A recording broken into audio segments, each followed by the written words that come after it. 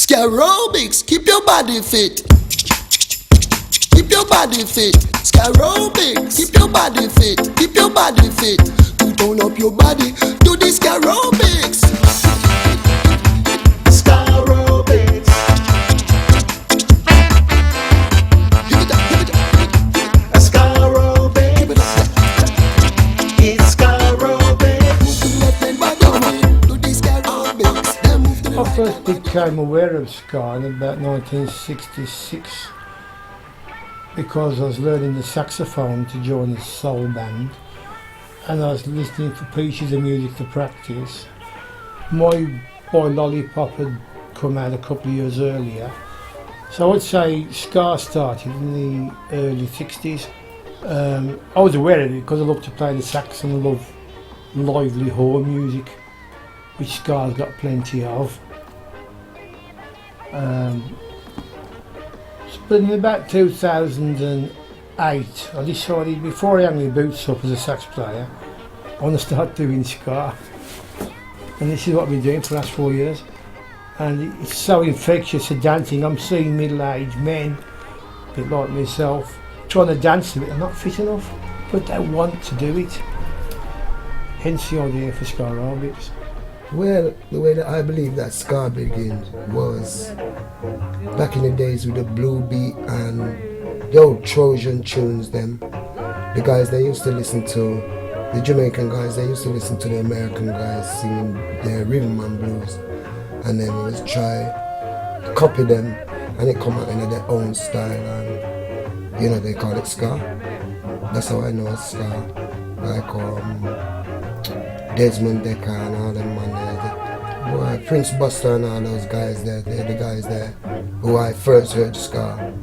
What I would say was them man there who was early ska, who started ska. So I just said them man there, pioneers and all them man there. Plenty more man who I can't even mention. Them are the man who really start ska. To say skia as Jamaican skia. But it come out England now and they call it ska as two-tone, and that's where a lot of the Europeans pick it up and call it ska. But as a kid I was always know it as skia, Jamaican skia. Ska origins, how it begins for me. So for me, I became aware of ska when I was 7 years old. I was in a band, a kids band called the Willock Family. That's who the band belonged to, and we used to go out touring all around England for 3 years, and one of the main tracks was the popular tracks at the time. One of the main tracks was obviously My Boy Lollipop by Millie Small, so that was my introduction. And as a child, when you learn things like that, it embeds in you, so it's always been really part of my life. So then ironically in the 70s there was a massive explosion of ska again in the very place I'm in the Midlands, in Coventry, in Birmingham, the Beat, the Specials, the Selector, and where were the forefront of ska in England. So I was reintroduced, and it's obviously it was already part of me. So really for me that was really the origin of ska.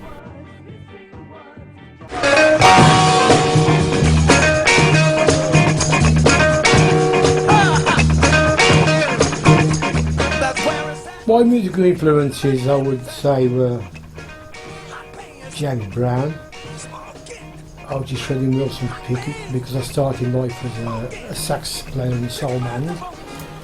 But then again, I became aware of Prince Buster and his track Al Capone, which I learned, although I didn't have to.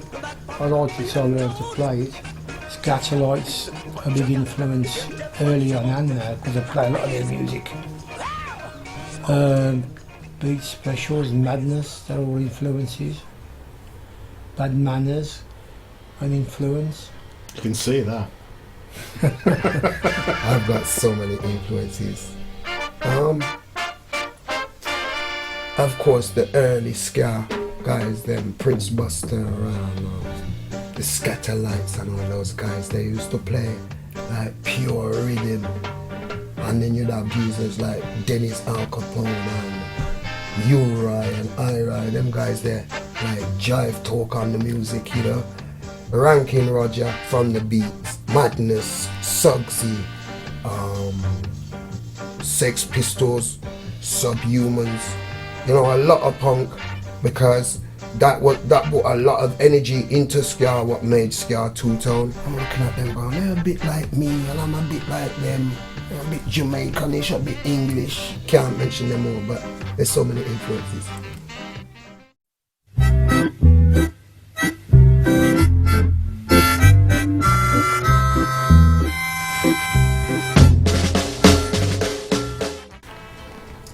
In truth, we got the idea from watching our audiences manically dancing about to the ska music.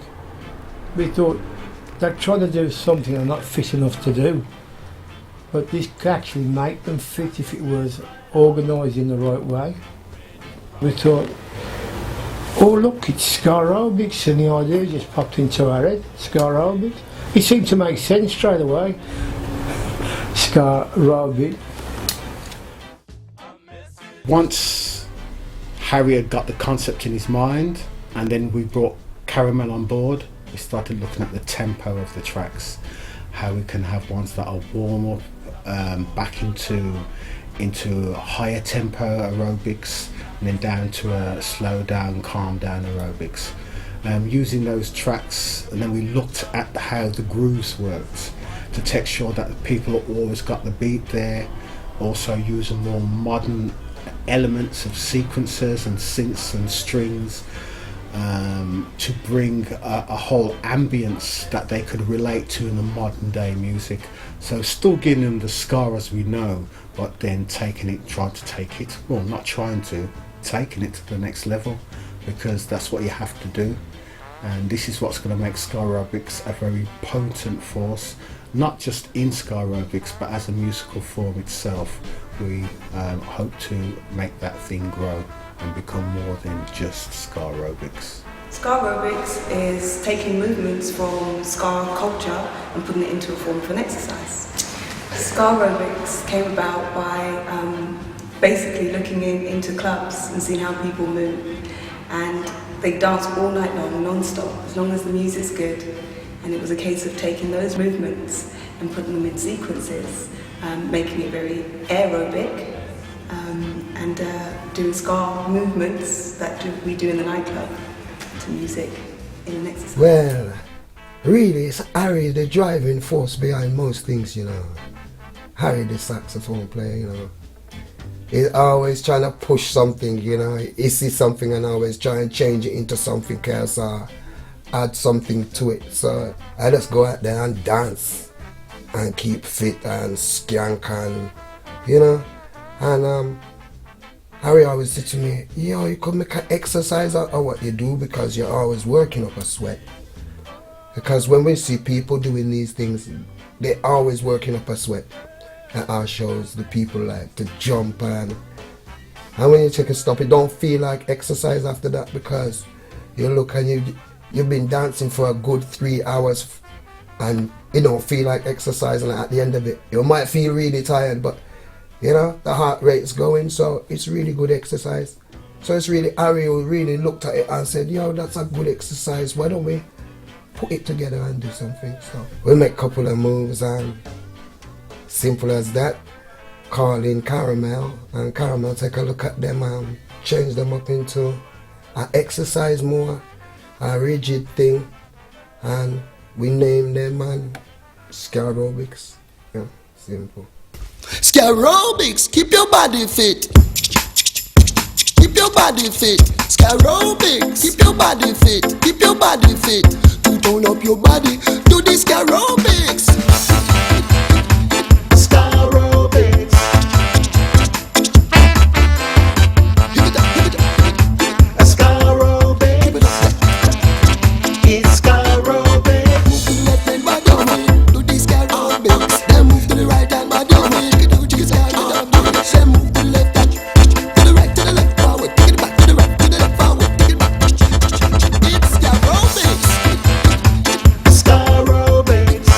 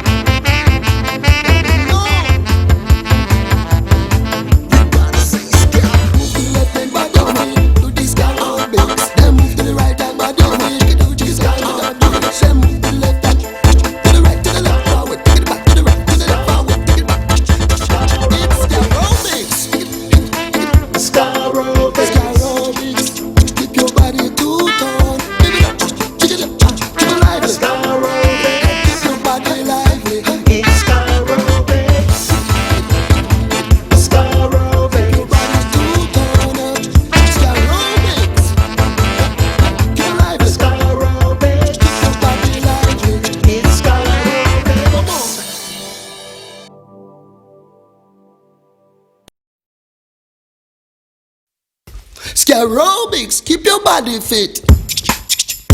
Keep your body fit. SKA Robics, keep your body fit. Keep your body fit. To tone up your body, do the SKA Robics. SKA Robics. Give it up, give it up, give it up. SKA Robics. Give it up.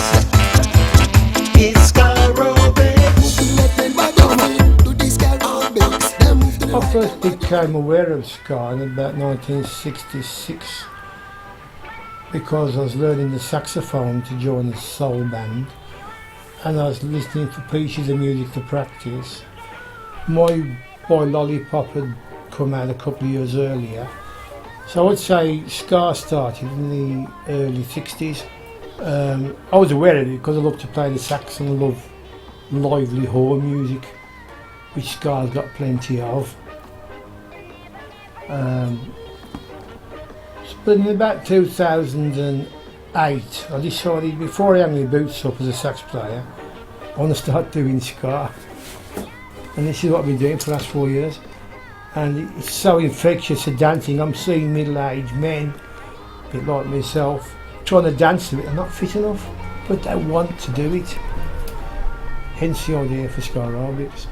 Well, the way that I believe that ska begins was back in the days with the blue beat and the old Trojan tunes them. The guys they used to listen to, the Jamaican guys, they used to listen to the American guys singing their rhythm and blues, and then we just try to copy them and it come out in their own style, and you know they call it ska. That's how I know it's ska. Like Desmond Decker and all them man there. Prince Buster and all those guys there, they're the guys there who I first heard ska, which I would say was them man there, who was early ska, who started ska. So I just said them man there, pioneers and all them man there. Plenty more man who I can't even mention. Them are the man who really start ska, to say skia as Jamaican skia. But it come out England now and they call it ska as two-tone, and that's where a lot of the Europeans pick it up and call it ska.